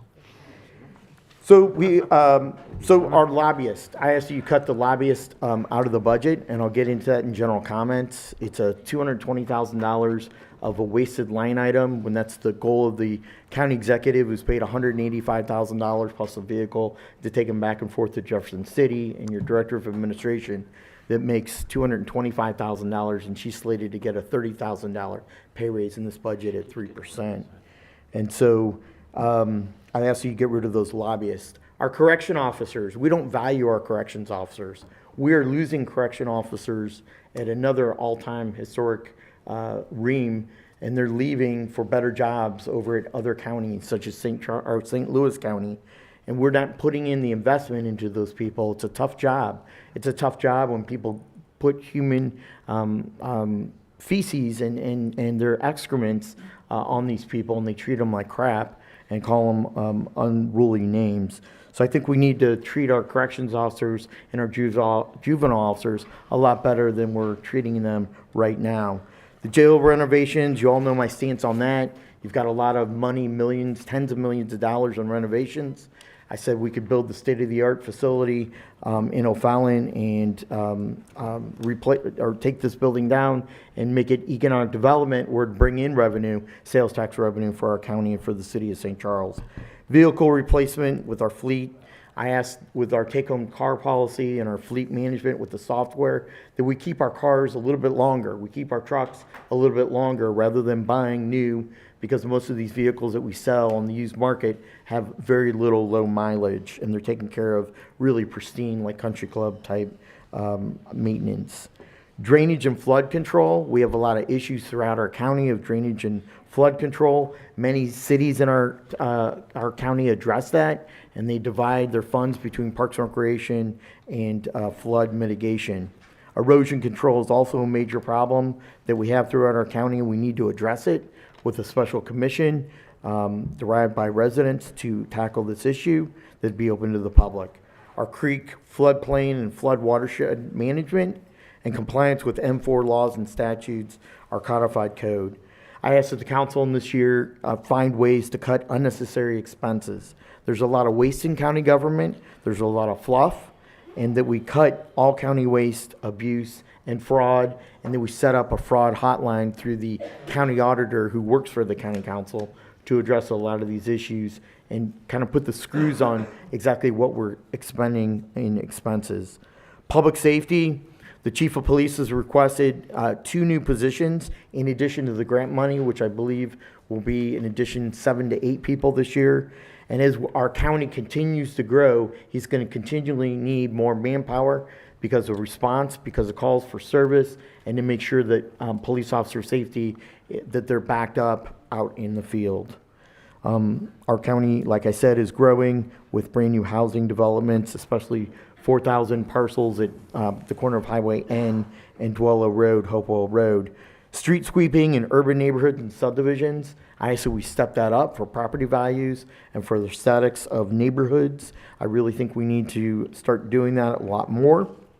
And the treatment, the powers and the statutory duties of the recorder of deeds, the collector, and the assessor, they're treated really badly, and in my opinion, discriminated against and treated as second-class citizens by the county executive and the director of administration. Every year they have to come before you to get staffing needs, to get needs for copying, for IT. They're putting a lot of direct cost on them when statutorily you're required to pay for those offices. And if we get in a bind where we don't pay for those line items, there's going to be a lawsuit before another elected office in the county administration. And then when it comes to the sheriff, the election authority, and the prosecutor, it seems like you treat them as the angels and the high-powered elected officials, but you treat the stepchild children, such as the collector, the assessor, and the recorder of deeds, in my opinion, very poorly and very badly, as they're necessary and they're statutory home rule required issues that are required by state law and governed by state law. And I would ask that our administration start treating them with valor and with respect, which they haven't in the last 10 years that I've stood up for that issue. Those are my comments on the 2025 fiscal year budget. Thank you, Let's sir. see if we can get another % for our employees and bump it up to 4% instead of the 3%. Thank you, sir. I believe that's the last, do we have anyone else? No. No, okay, so that ends the public comments on the public hearing on the budget for 2025. Next up are public comments, and I just want to remind folks that you need to sign a card, and we will limit those to 3 minutes. Okay? Regarding Bill number 5360, Marcia Gay. Marcia?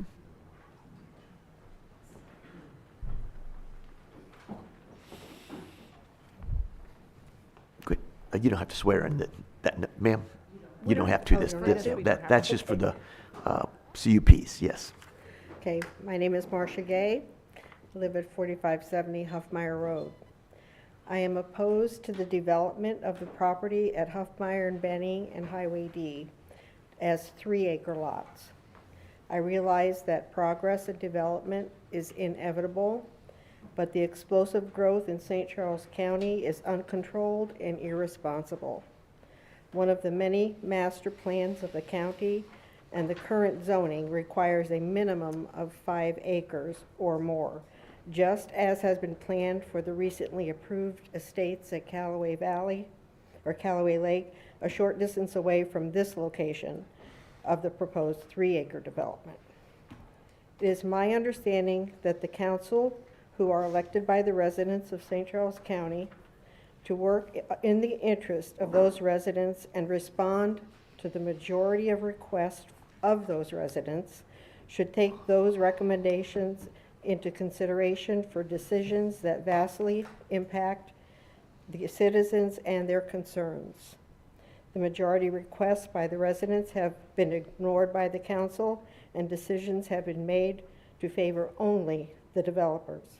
It is my request that the council work toward a viable solution that favors the residents' desire to keep the once beautiful and rural atmosphere of our county intact.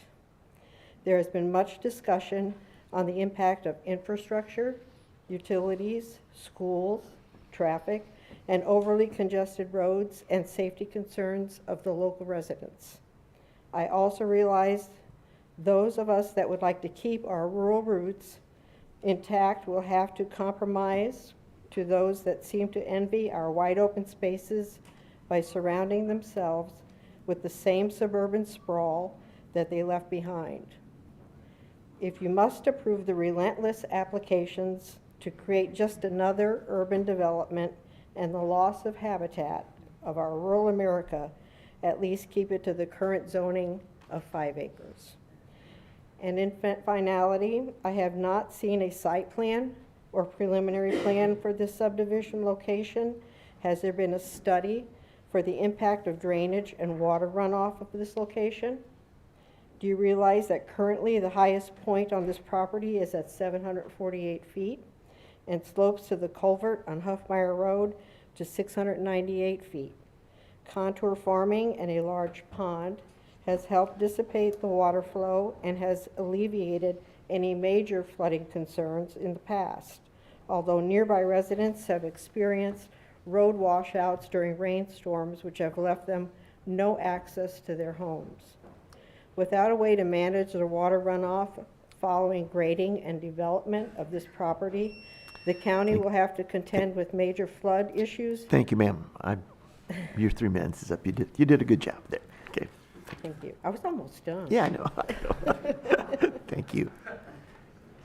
Nathan Goff regarding the use tax.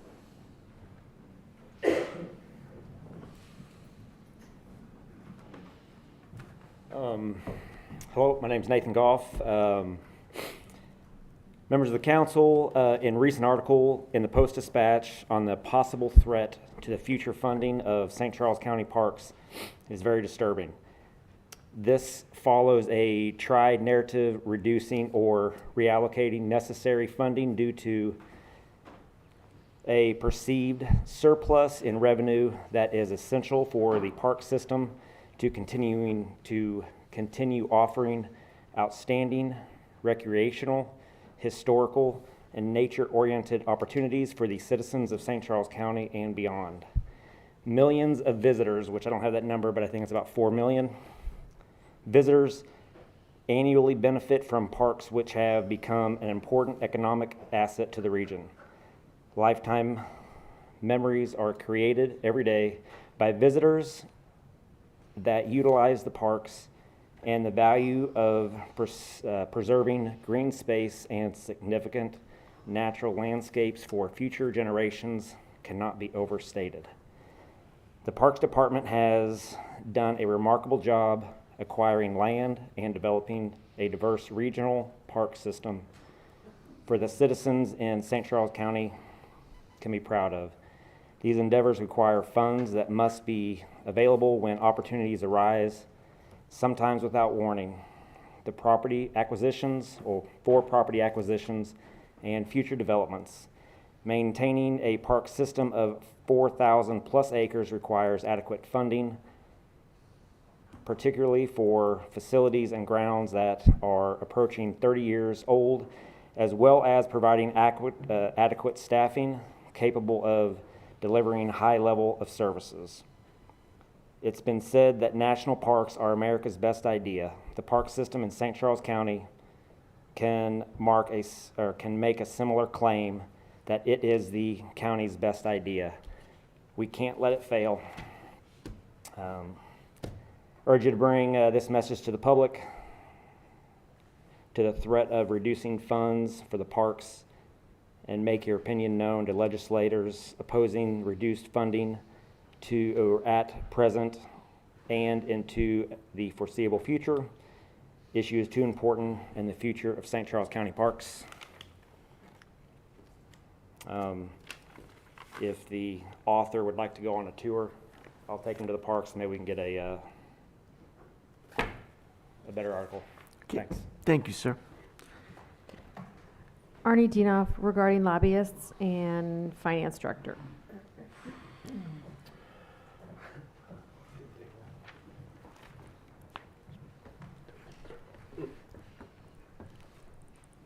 Good evening, members of the County Council. My name is Arnie C. A.C. Dienoff, County Public Advocate. First of all, downstairs, the security machine needs replacement in this year's budget or calibration. The way that the officers have been treating citizens is ridiculous, and they almost have to take off half their clothing and almost it's beyond control, and I'm going to talk to the sheriff about it after the meeting. The county finance director appointment, $150,000 plus salary, plus benefits, medical benefits, all kinds of extra type stuff. The appointment of Mike Summers who is the treasurer of the Republican Central Committee. It's a slap in the face to the acting director, longtime employee Tracy Bain.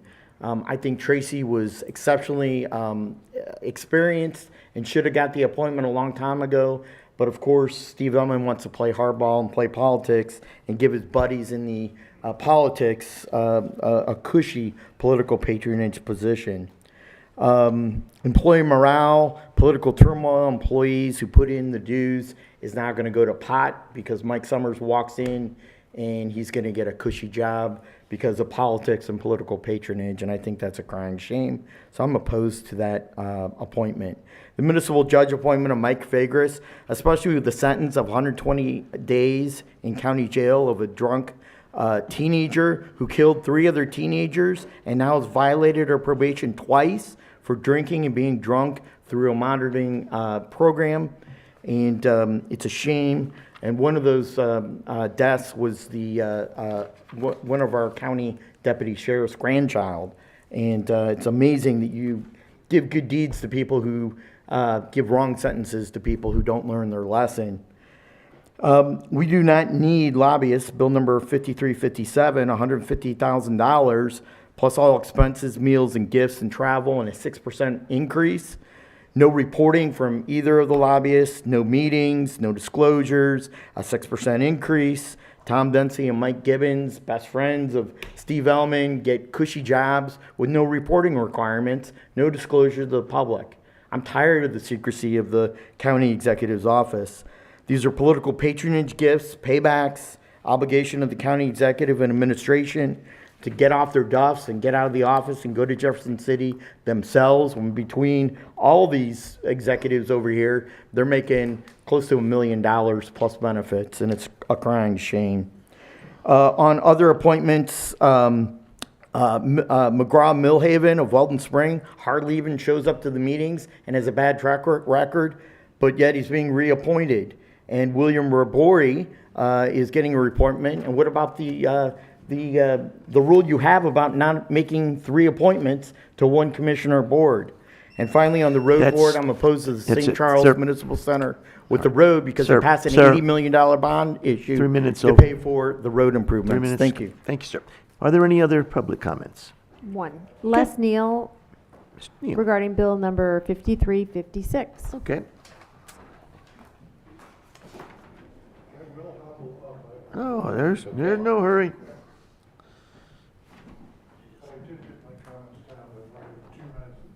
Okay, well, I like that leeway you got there. I know it's been a long night so far. Sorry, go ahead. Hi, my name is Les Neal. Members of the council, thank you again for the opportunity to speak out against Bill 5356 as it's written. It's really challenging to watch residents stand before you knowing that what's being said seems to be said to seemingly closed-minded individuals and that their thoughts are not even considered.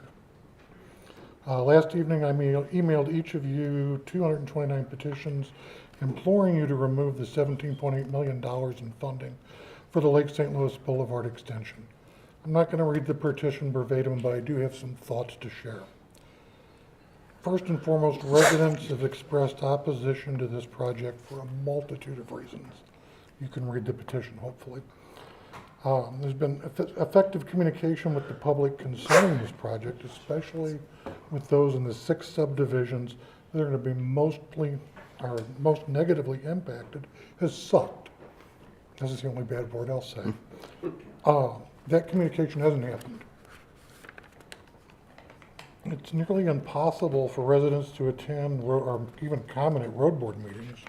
They post the agendas at the last minute, they're in the middle of the day, and people can't make arrangements. And it really makes people feel like their opinions and inputs are not valued. Had a lot of discussion over, this is a St. Charles County driven project, yet we've got the county and O'Fallon designing it separately. How much duplication of effort is going on there? During all the discussions about development upon Highway DD, everybody, O'Fallon, St. Charles County, talked about how important green space was and how much was being done to preserve it. Yet this road eliminates all, pretty much all the green space in the Prestonwood subdivision. We're just tired of hearing everybody talking out of both sides of their mouth when they talk about, how we're gonna do the development. Development's gonna happen, I get that. The project was first envisioned around 2006 in the thoroughfare plan, but I don't think anybody's ever looked at that since 2006. You had an opportunity to get a right-of-way that was just north of there on flat ground. It would avoid the need for the 10-foot high bridges that we're seeing in preliminary plans, and those will change. And all the changes to the elevation. We've also built Paul Renard Boulevard, which runs right down, it's not a immediate, I guess, north-south extension. It goes into a roundabout with all these other roads. You could have used Lake St. Louis Boulevard and just Paul Renaud and do that. Anyway. Thank you, sir. I thank you for your time. Okay. I was thought I had it down. Thank you. That was the Anyone final else? speaker. Okay, that was the final speaker. Okay. Moving on, do we have an oral report from the county executive? Mr. Chairman, I'd like to yield my time initially to Amanda, who's going to give you a report on the transportation improvement plan. Okay. Welcome, Amanda. Thank I you. may have a few remarks after she's finished. Okay. Thank you for allowing me the time to present, and I'll go as fast as I can. I know you all got these slides in advance, so hopefully kind of looked them over and we can go fairly quickly. So there were 32 project applications this year from 12 jurisdictions, which that 12 jurisdictions is really big deal. 106 million in county funding, a lot, for 160 million in project costs. You can find those all applications on the website. We approved, the road board recommended 23 applications, including 66 million in county funds. So that's at 62% of the total, which is a little higher than we're usually at. I'll explain why that is later. And 26% federal funds, which was really good. 106 million in total project costs. And I also want to note on this slide that there are no MoDOT projects in this for the second year in a row. So nothing on the MoDOT route in this new tip, which is good.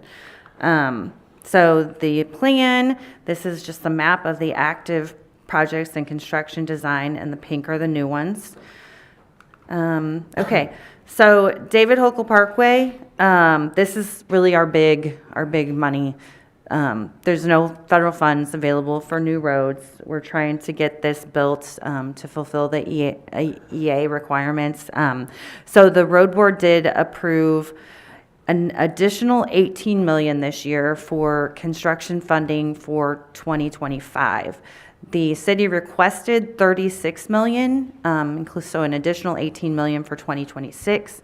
The road board is preferring to wait until they get a cost estimate, like a bid, construction bid, before we actually recommend and approve the remainder. So it's kind of sitting in my budget in flux. We're hoping it's not 18 million, but that's what we have right now. And again, the design was approved back in 2022, so this has been previously moving forward.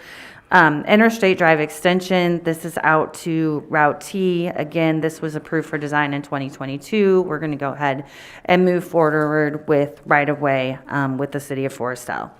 The total 14 million project cost is what we're estimating for construction right now, but we're not funding it.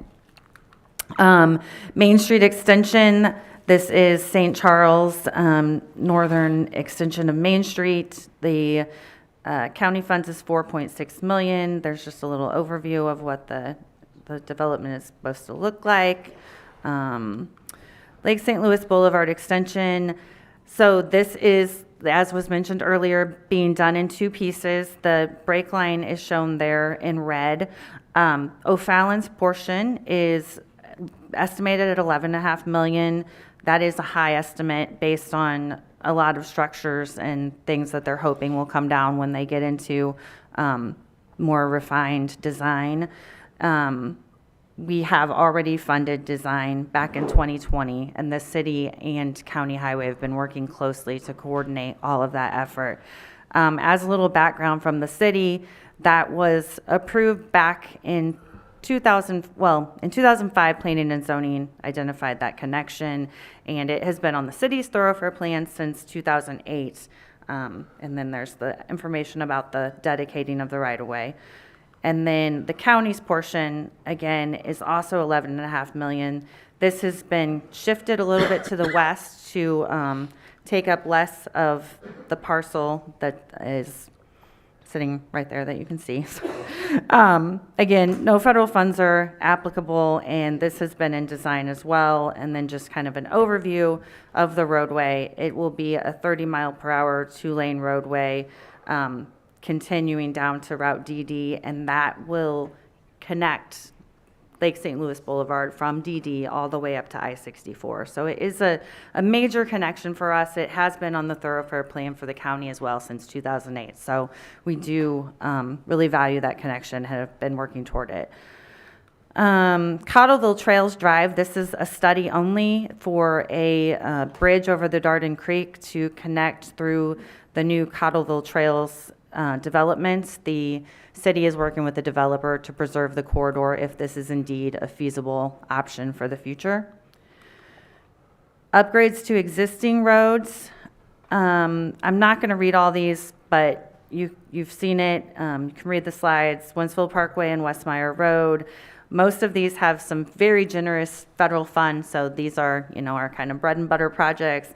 Lake St. Louis Boulevard South Phase 3, widening of the Lake St. Louis portion of the roadway, Post Road Phase 2, Josephville Road Phase 3 for County Highway, Deer Road construction or corridor and intersection improvements. This is O'Fallon improving that roadway, and they have also been working on that design previously. They've had some public meetings.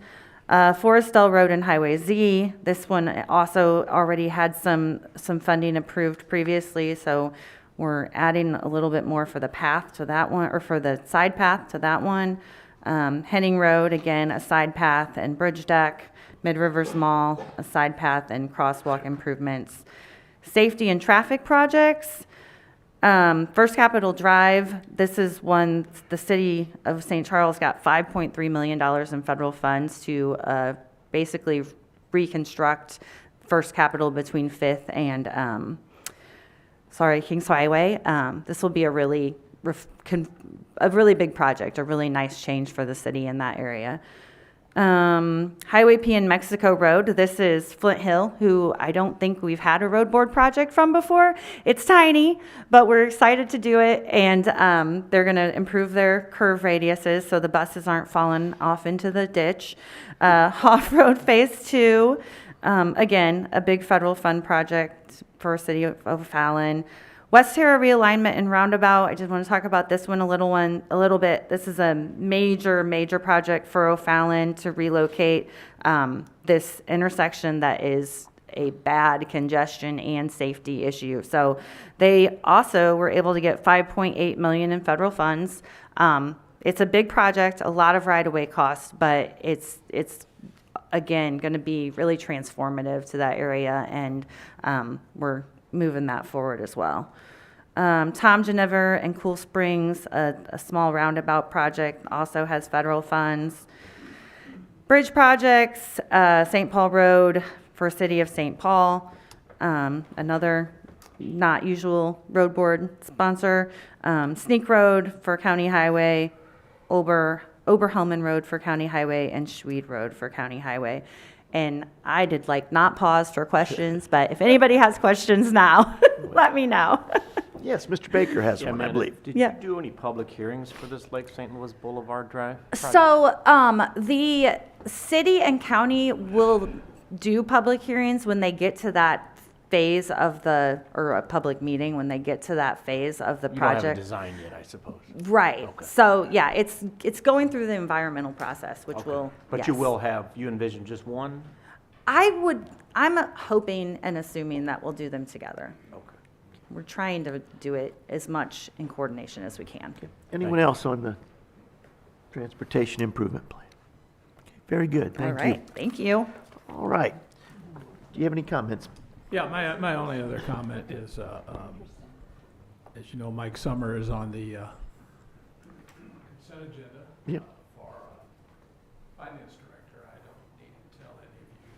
Mike has a tremendous reputation in the community, both for civic involvement and his professional reputation as a CPA. And those of you who know him, I think, agree with me that we're very lucky to have him agree to do this, and hope that you will give him a positive recommendation. Okay, anyone else? All right, thank you. I believe we are to the consent agenda. Are there any items to be removed from the consent agenda? Motion to approve? Do I have a second? Second. Okay, all those in favor say aye. Aye. Opposed? The consent agenda has been approved. Mr. Chairman? Yes. Can I be the first to say congratulations to Mr. Yes, Summer? I would. Who doesn't have an S. By the way, there's only one. So congratulations and thanks to Bob for his service again. Yes, welcome aboard, and thank you. And to Tracy for her acting. And to Tracy Yes, especially for putting up with Bob. I mean, for her great service to the county. Okay. All right, next up is a resolution number 24-08. Resolution number 24-08, a resolution setting an annual reimbursement rate of 100% for financing pursuant to Chapter 99 RSMO, Chapter 100 RSMO, and Chapter 353 RSMO. Questions or comments on this resolution? Seeing none, I believe we can call the roll. Resolution number 24-08, a resolution setting an annual reimbursement rate of 100% for financing pursuant to Chapter 99 RSMO, Chapter 100 RSMO, and Chapter 353 RSMO. Councilman Swanson, Yes, ma'am. Councilman Brazel, Councilman Elam, Yes. Councilman Hollander. Yes. Councilman Hammond, Yes. Councilwoman Schneider, Yes. Councilman Baker. Yes. Okay, resolution number 24-08 passes. Next up is bills for final passage, beginning with bill number 5348. And I believe on this one, we get to add a member to our dais here. So we will have, okay, please. Bill number 5348, an ordinance authorizing the county executive to execute a subrecipient agreement with the Northeast Community Action Corporation to administer housing choice vouchers awarded to St. Charles County. Questions or comments on this particular bill? Seeing none, please call the roll. Bill number 5348, an ordinance authorizing the county executive to execute a subrecipient agreement with the Northeast Community Action Corporation to administer housing choice vouchers awarded to St. Charles County. Councilman Brazel, Councilman Elam, Yes. Councilman Hollander, Yes. Councilman Hammond, Yes. Councilwoman Schneider, Yes. Councilman Baker, Yes. Tenant Coleman, Yes. Councilman Swanson. Yes, ma'am. All right. Bill number 5348 has passed, and we thank you for your participation, ma'am. Okay. All right. Moving on to bill number 5349 for final passage. Bill number 5349, an ordinance authorizing execution of a contract with the city of Wentzville for the relocation of an 8-inch water line over a distance of approximately 260 feet on a private easement north of Prospect Road. Questions or comments on 5349? Seeing none, please call the roll. Bill number 5349, an ordinance authorizing execution of a contract with the city of Wentzville for the relocation of an 8-inch water line over a distance of approximately 260 feet on a private easement north of Prospect Road. Councilman Elam, Yes. Councilman Hollander, Yes. Councilman Hammond, Yes. Councilwoman Schneider, Yes. Councilman Baker. Yes. Councilman Swanson. Yes, ma'am. Okay, bill number 5349 has passed. Next up is bill number 5350. Bill number 5350, an ordinance providing for amendment of ordinance 23-104 for a supplemental appropriation relating to the local violent crime prevention grant program funds and operation of the intergovernmental agreement between St. Charles County and the Missouri Department of Public Safety, Office of Homeland Security. Questions or comments? Seeing none, please call the roll. Bill number 5350, an ordinance providing for amendment of ordinance 23-104 for a supplemental appropriation relating to the local violent crime prevention grant program funds, and operation of the intergovernmental agreement between St. Charles County and the Missouri Department of Public Safety Office of Homeland Security. Councilman Hollander? Yes. Councilman Hammond? Yes. Councilwoman Schneider? Yes. Councilman Baker? Yes. Councilman Swanson? Yes, ma'am. Councilman Brazel? Councilman Elam? Yes. Okay. Bill number 5350 has passed. Next up, bill number 5351. Bill number 5351, an ordinance amending the 2024 budget adopted as ordinance 23-104 as amended by transferring unencumbered appropriations between line items in the Road and Bridge Fund, the Transportation Fund, the Assessment Fund, the Parks and Recreation Fund, the Family Services and Justice Fund, the Emergency Communications Fund, the Juvenile Justice Preservation Fund, the Family Arena Fund, and the Regional Medical Examiner Fund, and providing related supplemental appropriations to the budgets of the Self-Insurance Fund and the General Fund. Questions, comments? Seeing none, please call the roll. Bill number 5351, an ordinance amending the 2024 budget adopted as ordinance 23-104 as amended by transferring unencumbered appropriations between line items in the Road and Bridge Fund, the Transportation Fund, the Assessment Fund, the Parks and Recreation Fund, the Family Services and Justice Fund, the Emergency Communications Fund, the Juvenile Justice Preservation Fund, the Family Arena Fund, and the Regional Medical Examiner Fund, and providing related supplemental appropriations to the budgets of the Self-Insurance Fund and the General Fund. Councilman Hammond? Yes. Councilwoman Schneider? Yes. Councilman Baker? Yes. Councilman Swanson? Yes, ma'am. Councilman Brazel? Councilman Elam? Yes. Councilman Hollander? Yes. Okay. Bill number 5351 has passed. Next up, bill number 5352.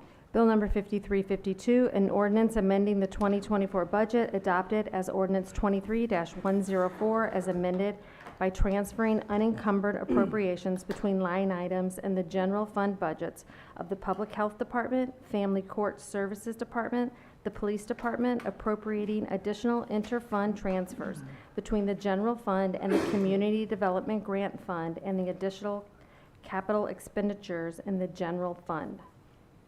Questions or comments? Seeing none, please call the roll.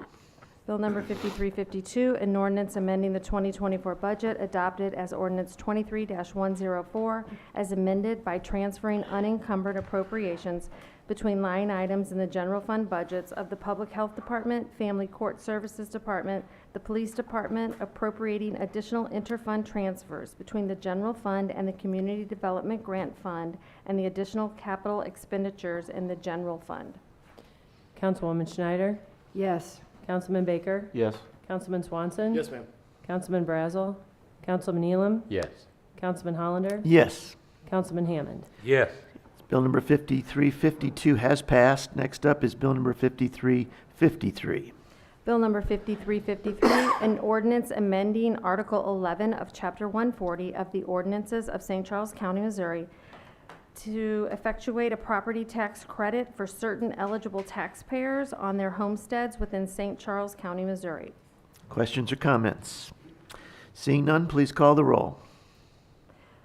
Bill number 5353, an ordinance amending Article 11 of Chapter 140 of the ordinances of St. Charles County, Missouri, to effectuate a property tax credit for certain eligible taxpayers on their homesteads within St. Charles County, Missouri.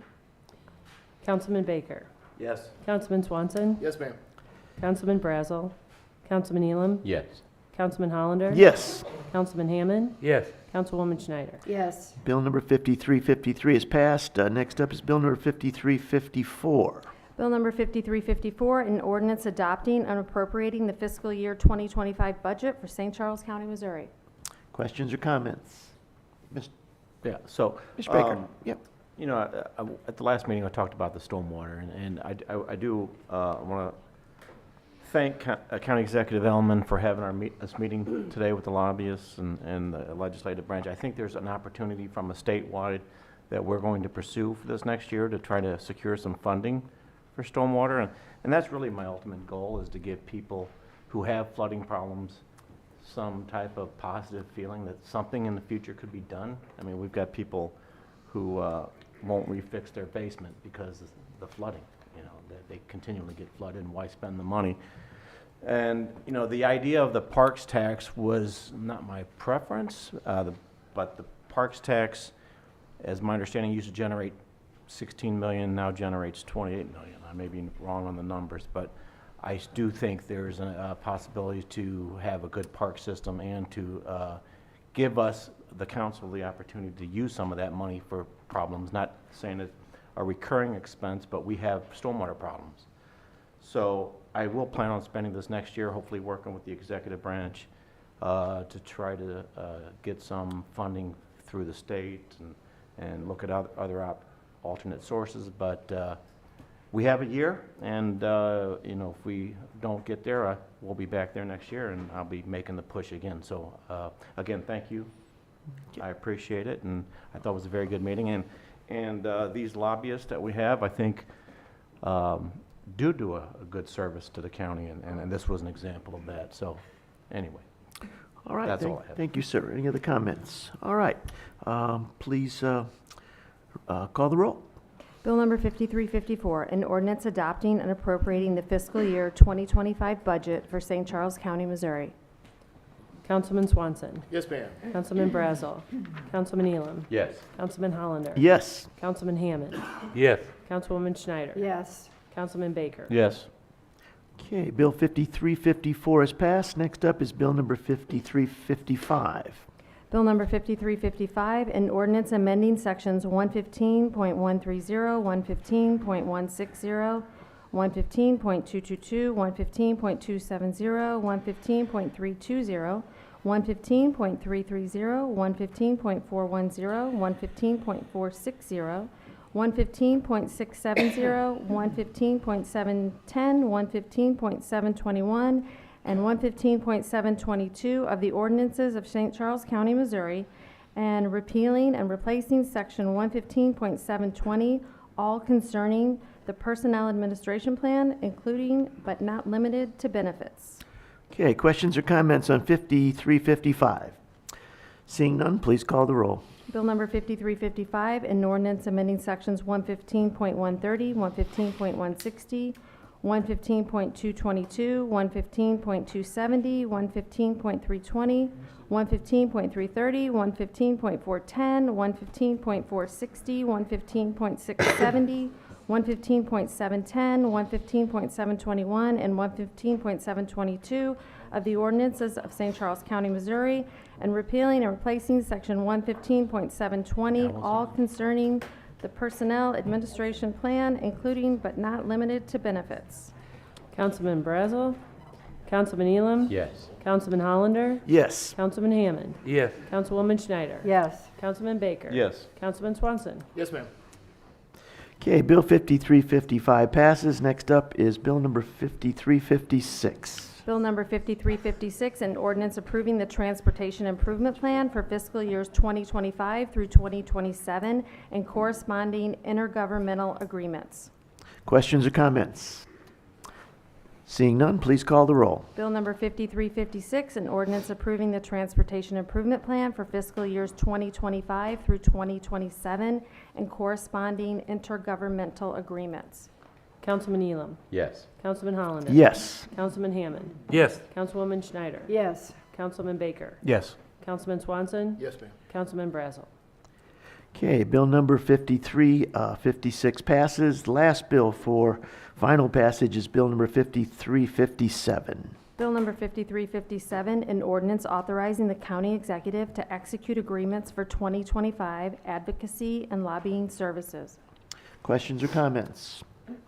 Seeing none, please call the roll. Bill number 5357, an ordinance authorizing the county executive to execute agreements for 2025 advocacy and lobbying services. Councilman Hollander. Yes. Councilman Hammond. Yes. Councilwoman Schneider. Yes. Councilman Baker. Yes. Councilman Swanson. Yes, ma'am. Councilman Brazel. Councilman Elam. Yes. Okay, Bill 5357 has passed. We have three bills for introduction, beginning with Bill number 5359. Bill number 5359, requested by Michael Herbert, sponsored by Tim Baker. An ordinance amending the zoning district map of the County of St. Charles, Missouri by rezoning land from R1E Single Family Residential District to C1 Neighborhood Commercial District per application RZ 24-09. Questions, comments on 5359? Okay. Seeing none, we move on to bill number 5360. Bill number 5360, requested by Mike Hurlbert, sponsored by Joe Brazel. An ordinance amending the zoning district map of the County of St. Charles, Missouri by rezoning land from A Agricultural District to RR Single Family Residential District per application RZ 24-08. Questions or comments? Seeing none, final bill for introduction is bill number 5361. Bill number 5361, requested by Dave Hammond, sponsored by Joe Brazel. An ordinance amending section 115.710 of the ordinances of St. Charles County, Missouri concerning the personnel administration plan and amending the 2025 budget adopted by bill number 5355 for positions within the St. Charles County Department of Community Development Building and Code Enforcement Division. Questions or comments? Yes, Mr. Well, Go ahead. I would really appreciate the support of the council on this. I rarely ask for much, but to me, I think this is an important step to change a problem that we've had in underpaying positions in this county. And I just happen to know a lot about that department because I ran it for so many years. So I'd appreciate your support. Any other comments? Yeah, I got.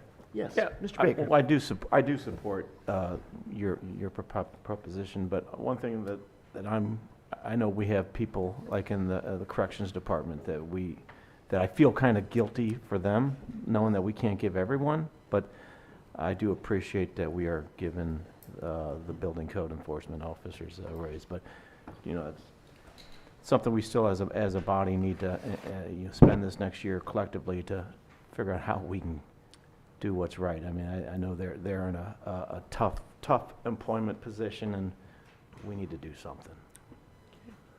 Any other questions, comments? All right, are there any announcements and miscellaneous? Mr. Chairman. Yes.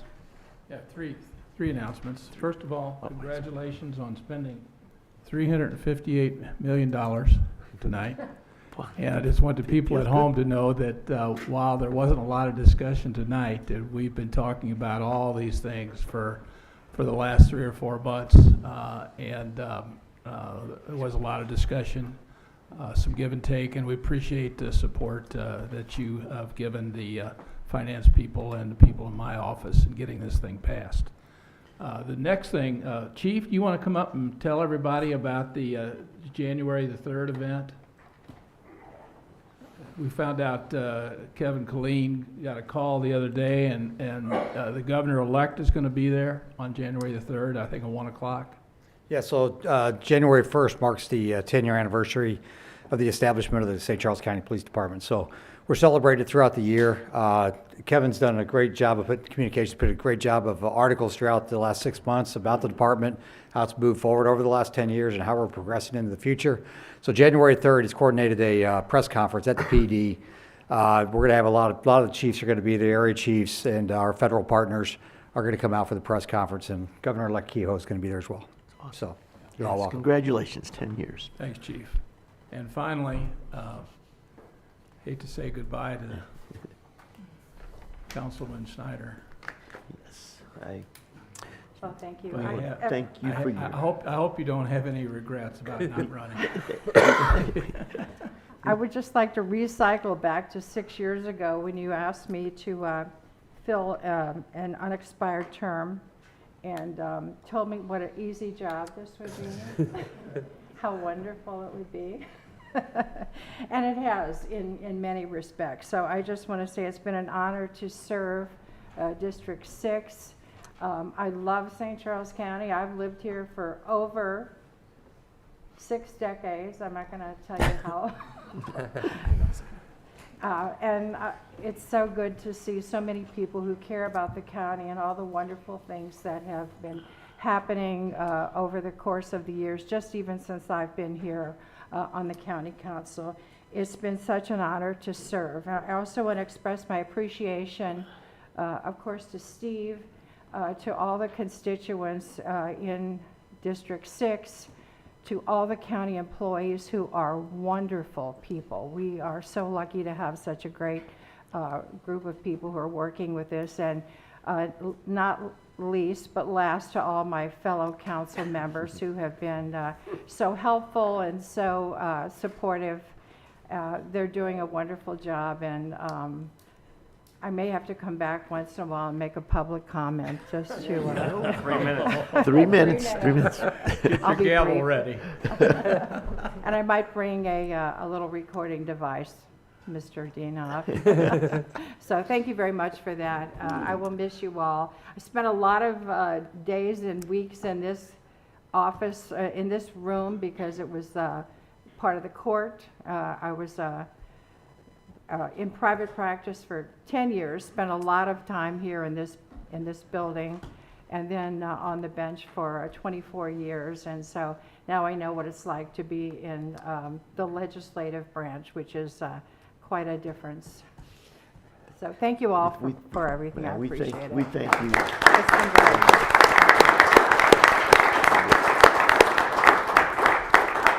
Any other announcements? My only comment Yes, was I Mr. wanted to say it was a joy working with you for the past 2 years. For the past 10 years? 2 years. Oh, 2 okay. years. I said if you called me out, I would never sit by you again. No, I'm going to blame you. I mean, yeah, we'll call you out. This is after you're gone. But it was a joy meeting you. It was a joy working with you. And so thank you. Made so many friends. Thank you. All right, I believe this meeting is concluded for this particular year. Merry Christmas. Merry Yeah. Christmas, Merry everyone. Christmas, everyone. Happy New Year. Motion We to are adjourn. We are adjourned. Thank you, folks. Second. Oh, yeah.